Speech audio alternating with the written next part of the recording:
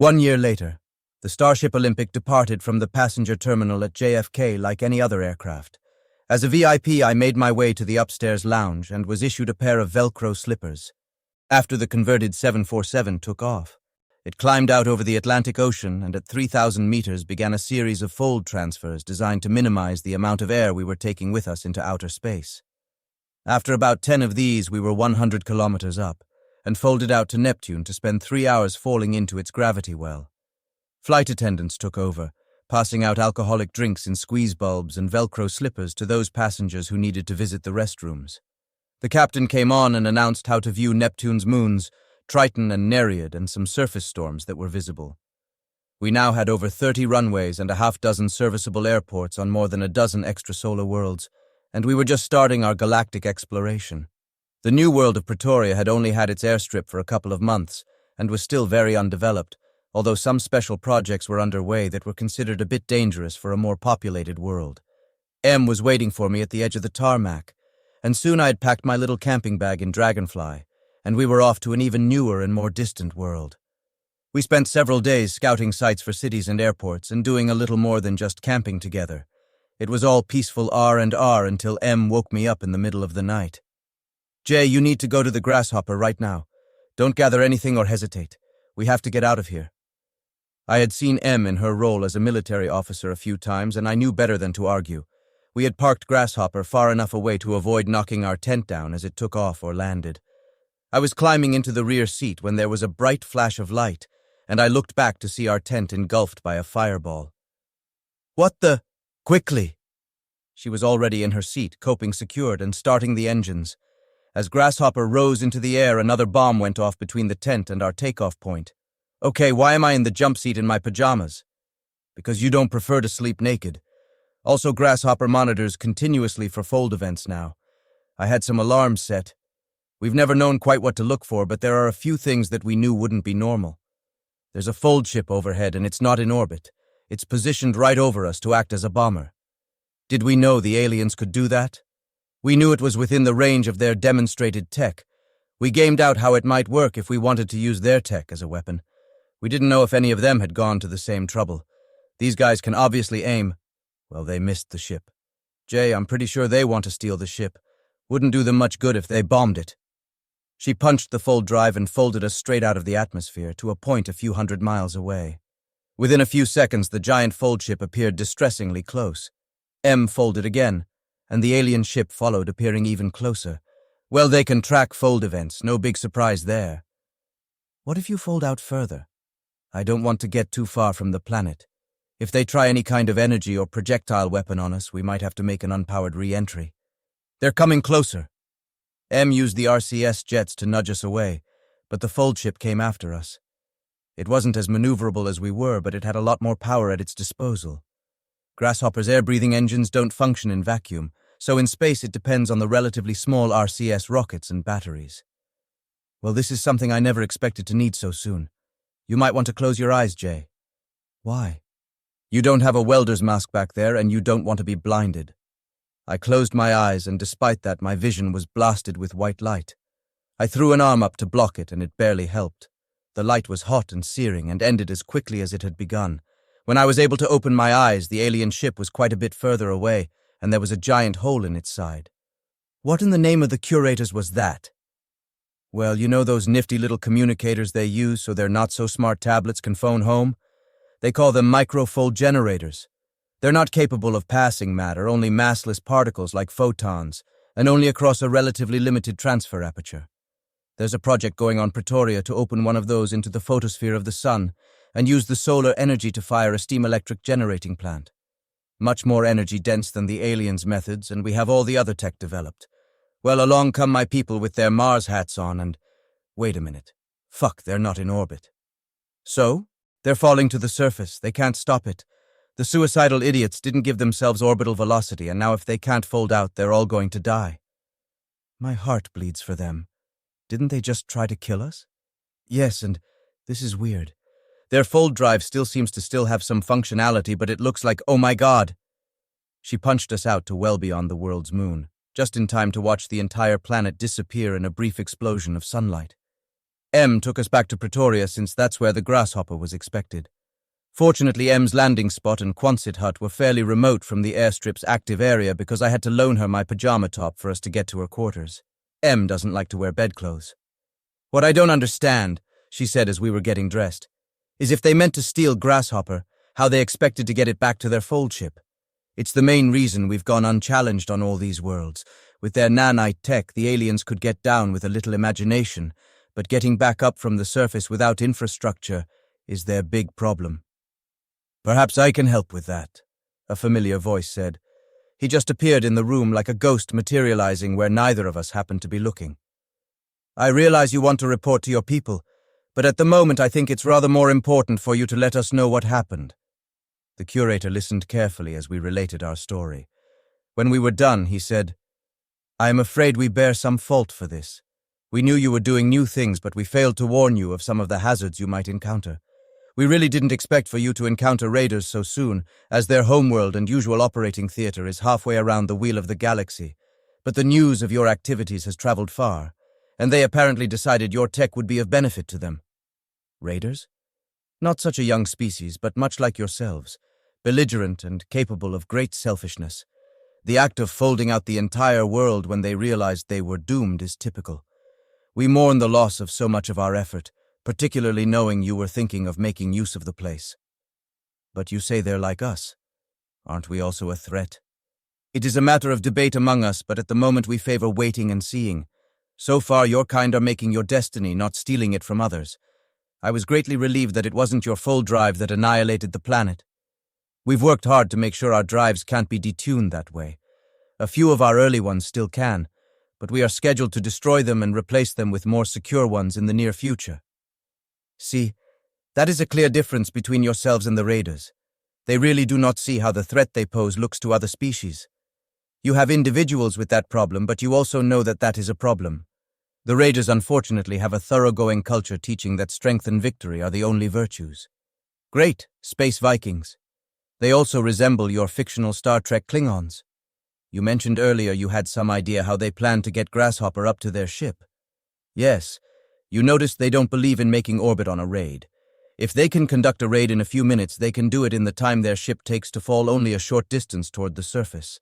And matching surface velocity instead of making orbit makes their operations fast. It's much easier to get something to space than to orbit, as your species has learned to great precision, and the raiders have guided solid-fuel rockets capable of doing that job for modest payloads.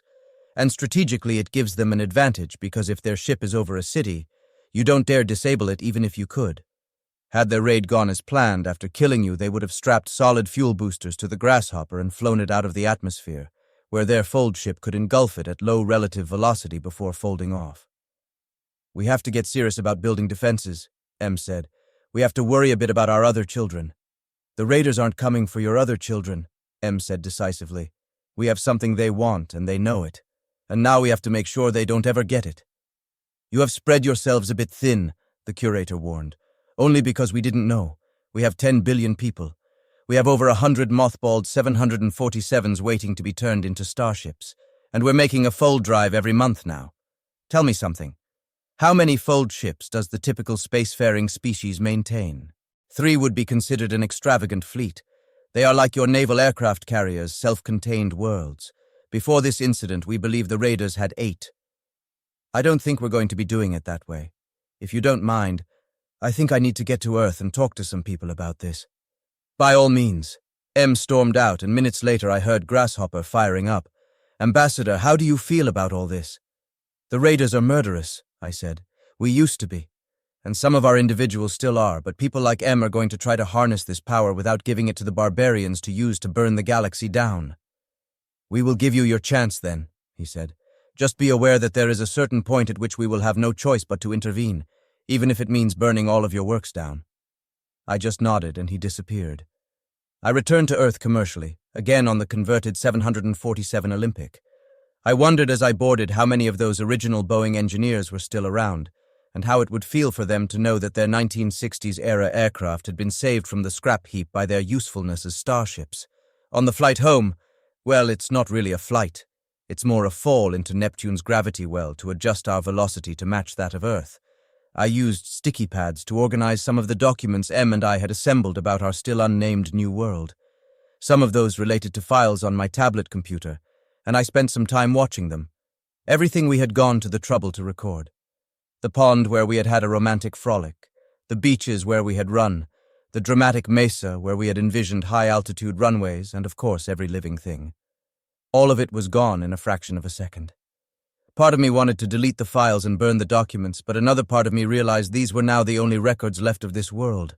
A world as vibrant and habitable as Earth had been just 100,000 years ago before humans entered the critical path that would now ever exist.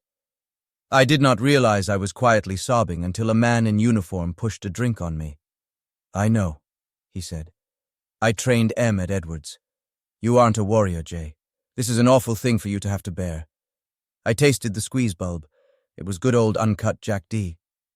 "Not sure how this fixes anything," I sniffled. "Some things you can't fix," the general said. "All you can do is leave them as best as you can manage. You're a good man, a better man for this than most of my colleagues." I finally looked across and realized that I was talking to a senior cabinet member.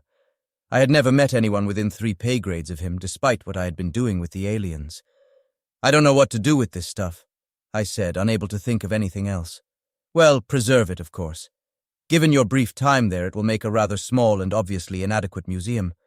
But in my line of work, we consider memory important. When you are trained to kill things, you have to understand them to be able to kill them. And sometimes when you come to understand a thing, you realize that killing it is not the correct solution. And sometimes you realize the wrong thing happened, and you need to be reminded and your students taught how it happened so we can avoid doing it again." I composed myself a bit and nodded. I realized that he had used the word students with some deliberation. I did not consider myself a teacher, but entire worlds of people would study and judge what I was doing. Then the captain announced that we were about to fold earthward, and gravity would become a bit unpredictable as we fell into the thin upper atmosphere, so we should all strap in. Back on Earth, I saw that of a line of 6 747s lined up at Jetways 4 were starships. Humans were doing amazing things, but at what risk? I soon got another shock. The man who had comforted me on the ship had actually been sent to retrieve me. The civilian fold ship had returned early, and their ambassador was demanding to meet with me, not anyone else. We only had one 747 fold shuttle, the specially modified Crossbridge, which could dock with the civilians. We had obviously stopped using chemical rockets once we got the fold drives working reliably on converted aircraft. Crossbridge was an awkward craft with a big telescoping tube sticking out of its rear to meet the docking ring, and an extra-large RCS system. We were working on other solutions, but it had been a bit of a quick hack. "Kay," I said in astonishment as the airlock opened. "I wish I could say it gives me pleasure to see you again," Kay said, "but I'm afraid it is the opposite." "I know, we have a situation. I have prevailed on our council to halt our excursions to your world. We will no longer visit Earth. I wanted to tell you this directly." "Why?" "Jay, your kind have destroyed a fold ship and a world. I hope you are proud of yourselves." "That's not exactly fair. We were attacked and we didn't fold the planet off. We've been making sure our fold drives can't do that. Yours aren't the only fold drives, though. Ours, the only ones we have ever known, cannot be locked down as you suggest. You have attracted raiders to our part of the galaxy. You have created new weapons. Before you arrived, the raiders were a contained threat. Now, if they get your fold drive, they could be far more dangerous. And that's not even to consider your fold ship destroying sunlight cannon, made from our communicator technology. We do not need this excrement in our domicile. I'm sorry you feel that way, but you have destroyed an equilibrium which has been stable for more than 1 billion of your years. That was in place before the Curators told your single-celled ancestors how to assemble themselves into multicellular structures. I just wish we could go back in time and let you destroy yourselves instead of helping you." "We weren't going to destroy ourselves, Kay. Even the small danger of folding our dead world Mars into the sun was past by the time you noticed us. We'll just see how that works out for you then, from a distance." And my old friend Kay, to whom I had once bared my entire body so it could confirm there was no mark of the Curators, turned on its awkward-looking insectoid heels and stalked off. For the next 2 days, I busied myself organizing our records of the destroyed world. I wasn't sure where the museum would be or how it would be accessed, but the general had asked me to preserve them, so I preserved them. Finally, Em returned from her debriefing with the Fold Ship project people. "We have to get over this," she said when she saw how upset I was. "I just saw a planet destroyed," I snapped. "How do I get over that? It might not hurt that our guys have the fold span limiter working. So Earth is safe.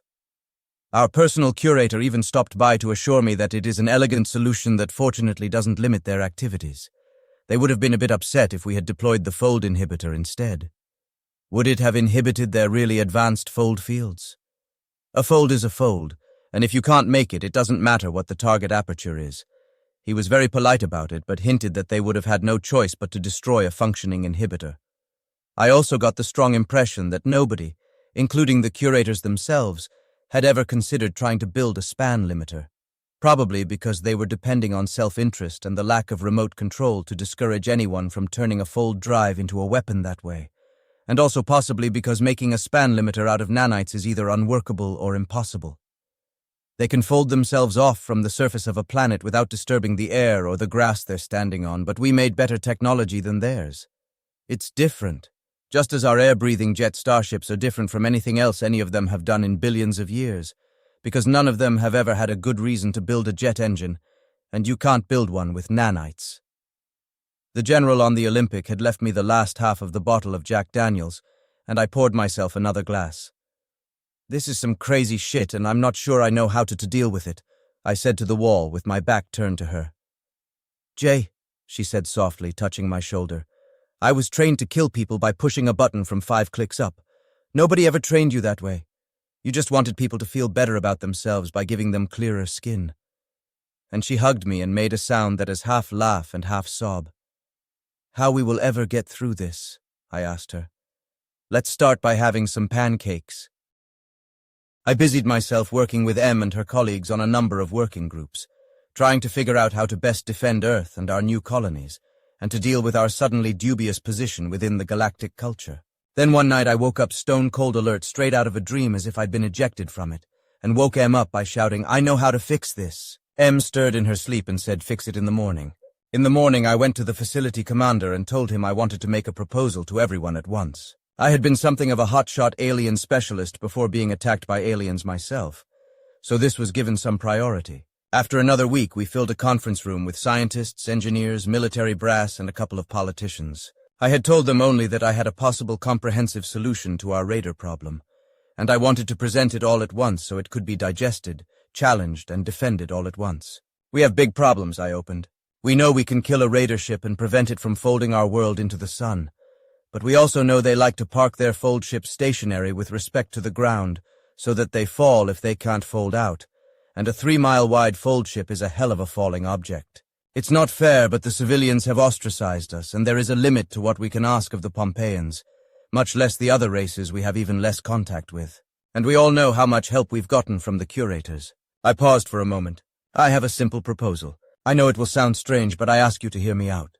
I propose that we find the raiders and give them everything they tried to steal, and at least one more thing beyond that. To call what happened next in that room pandemonium would be to do it a disservice." In the front row, Em regarded me with eyes widened by shock, and the cabinet member who had come to Pretoria to fetch me regarded me with strange calm. He eventually got up, joined me on stage, pulled a service pistol, and fired it into the ceiling. I was thinking it must be loaded with blanks when I felt bits of plaster falling on my head. "Shut the fuck up and let's hear him out," he said. Then he turned to me and said, "This better be good, son." "First," I said, "we need to talk about Vikings." And I talked about Vikings and many other things, and there were protests and challenges and counter-arguments, and after 4 hours a speaker phone call to the White House. And after that the decision was made to follow my recommendation. I was pleasantly surprised to find the door to Em's dorm unlocked. She had even gotten a fresh bottle of bourbon. Moving in silence, she made me a drink and handed it to me. "I hope you aren't. Part of me wants to kill you," she said in a tone that made it very clear she would be quite capable of doing that if sufficiently inspired. She poured herself a drink. "And the other part of you?" She knocked the entire drink back. I had the sense she had done that a few times before I arrived. "That part knows you're right. God help us. Did someone call for help?" a familiar voice asked. "I thought you hardly ever communicated directly with your children," Em said. "You have proven more extraordinary than most. I would not have missed that presentation for anything. Very surprising, of course. Not at all what any of us expected. And what would you think of your troublesome raider children spreading out through the galaxy?" As with yourselves, as long as they do not molest the critical path worlds, we don't care. Developed worlds have everything the Raiders do. And as for the others, our mandate is carbon-based intelligent life on as many worlds as possible. You and the Raiders are both carbon-based intelligent life forms. And how many worlds get destroyed in the process? It has been over 1 billion years since a world was folded into its star, the Curator said. We live much longer than you, but we are not immortal. So you two are the only living beings in the entire galaxy who have ever actually seen it happen in person. He bowed his head. And it was my people who did it the last time for reasons I'd rather not discuss. Wow, Em and I said more or less at the same time. Anyway, you spent some time discussing the first quest of your proposal, finding the Raiders, since they are on the other side of the galaxy and didn't leave a calling card. He extended his hand and offered me a folded post-it note. When I opened it, I saw a handwritten 7-digit number. We recently gave you a map of the galaxy, he said. Every developed world is listed. The list is indexed. That number is the index of the Raiders' world. And poof, he disappeared. This new gift turned what had seemed like a long-term project into a much shorter-term one. After much discussion, everyone agreed that there was only one team to send on the first mission, and we decided to use the original C-130 boxcar rather than one of our newer and more capable ships. We did upgrade its fold drive and install better fuel cells for out-of-atmosphere power. The engineers had a bit of work to do on one part of my proposal, particularly working out how to adapt some of it to a nanite-based technology. But as I had guessed, it was a reasonable challenge. Being on the other side of the galaxy, the Raider world was moving at about 400 kilometers per second relative to Sol and the Earth, and it took 10 hours of falling toward Neptune with 12 folds to rough out the difference. Before we folded across the galaxy, we were going fast enough to go from the Earth to the Moon in about an hour, and then we didn't fold out to the exact coordinates. Our instruments aren't calibrated to that kind of precision, and we had never folded such a distance before. Em was learning as much as she was practicing skill as she figured out where we were based on the known points on the galaxy map, and sharpened our position toward the Raider homeworld. Finding the world itself, the other worlds of its system, a suitable gas world to use as a thrust attractor, and actually matching velocity took 2 more days. The Raiders could of course detect fold activity, and when we made low orbit they were waiting for us.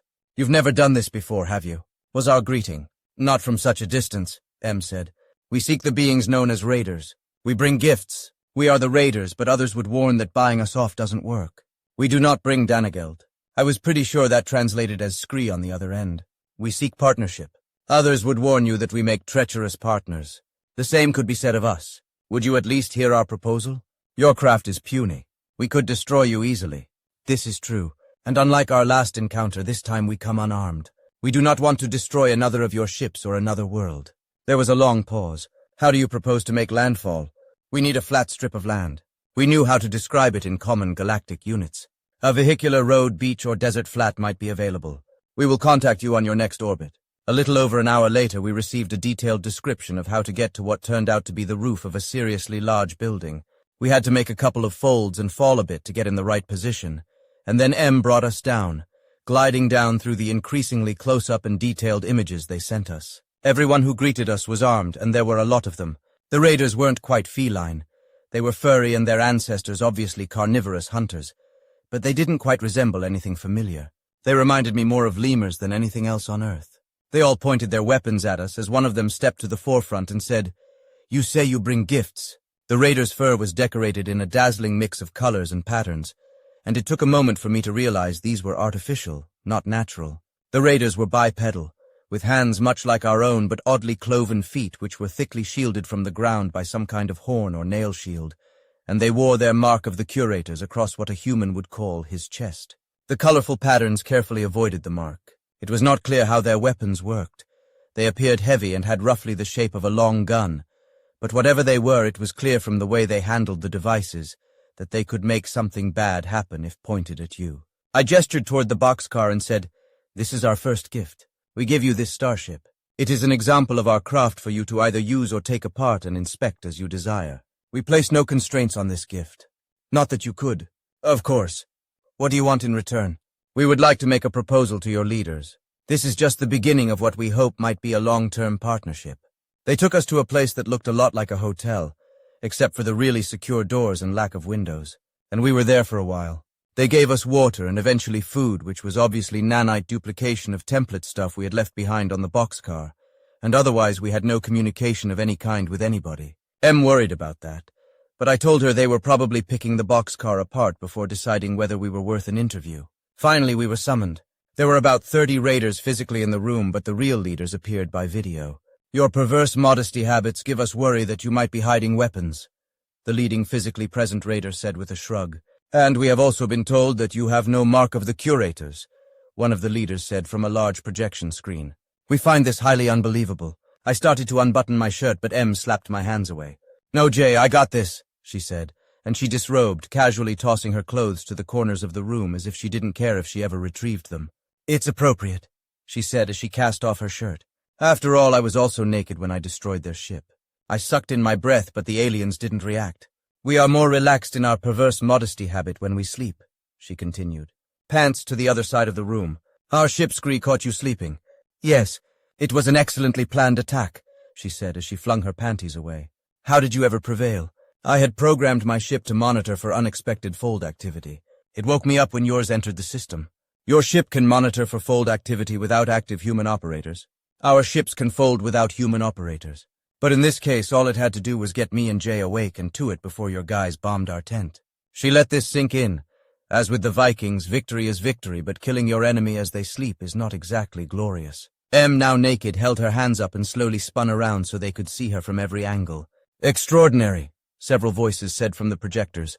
And then one, but you are marked. If not the Curators, how did that happen? Em displayed her tattoos. As with everything else, the Curators were useless to us, so we have to mark ourselves. We do it by injecting ink into the skin. It's painful, but that's part of the meaning. This one is the first combat group I flew with. This one celebrates becoming a test pilot, flying things which might not work as we expect so we can fix them if they don't kill us first. And this one is my first combat kill. It's been a while since we had a hot war on Earth, so that's your ship. I was not sure this provocation was a good idea, but Em is a warrior and her instincts proved true. It is good that our warriors are remembered, one of the video leaders said. So let us hear from your companion, warrior, one of the others said. Em motioned for me to stand back again. I am a warrior, but Jay is a diplomat. I trained to kill. He trained to heal and found himself mixed up in this galactic business. Please don't think of him as a weak person because he hasn't killed a fold ship. In the important ways, the ways that matter most to both of our species, he is stronger than me. And then she waved me on. We give you the ship boxcar, which we used to establish our own first beachhead on an undeveloped world. Inside it, you will find all the tools and technical manuals necessary to disassemble and maintain it, and samples of the fluids necessary to service and fuel it. Your nanites should be able to duplicate you an adequate supply of them. You are welcome to use the ship as it is as we did, or pick it apart for its technology. We will answer any technical questions you have for us. Our intention is to keep no secrets of our technology from you. The reason we make this offer is that we want you to understand how difficult it would be for you to switch from your established nanite technology to our methods. Our engines and our tiny fold drives are built on generations of work by hundreds of thousands of people, building tools that were used to build tools that were needed to build more tools. Unlike yourselves, we had no nanites, so there were many intermediate products we needed which justified this technology as we built it up. There are vast complexes staffed by thousands of humans dedicated to making various small parts of the boxcar. We think you would find it hard to justify duplicating all that work just to make small fold ships. We could be wrong, in which case we will give you all the help we can. But even with an all-out effort by your entire species, it would be decades before you are able to make these things without our help. But we did not come here to discourage you. We came to offer you the same ability that we have, to independently create colonies for your people on the undeveloped, curated worlds of the galaxy, which greatly outnumber those that have developed. Since your fold ships are too large to land, you need to keep them in orbit if you're not doing a quick raid, and your bottleneck is that you need ground infrastructure to generate power for ground-to-orbit shuttles. That infrastructure, like the fold ships, is too large to transport to the surface of another world. So you can get there, but getting back is not practical. I reached into my pocket and pulled out a small projector. If I may, I said. The physically present raiders stiffened, but they didn't interfere. I turned it on and projected a picture onto the wall behind me. There were murmurs. I knew this basic Earth consumer tech was far smaller than anything they could make. Your power generation technique is clean and elegant, using the fold drive to recycle falling objects past magnetic coils. But it's not very energy dense, so you need a lot of towers. Nanites make such construction practical but not fast, and the nanites themselves need power to do the construction. These are portable power-generating devices that work on a different principle. This station is based on two structures we call shipping containers. They are designed to be transported and can be parachuted to the surface of a world from a fold ship. They work by using your microfold communication technology to tap energy from the interior of a star, using it to boil water to drive a turbine-driven generator. You are watching a team of 6 humans assemble these 2 units into a station that will generate enough power to return a shuttle to orbit in a few days. It will take them 4 days to get everything hooked up and working. I let this settle in. Unlike the fold drive, this is a technology that is within your immediate reach with nanite tech and tools and parts easily built with nanite tech. We have generations of experience with these steam generators which we will share with you. And while we used the same microfold sunlight power to destroy your ship, this was our first application for the solar microfold.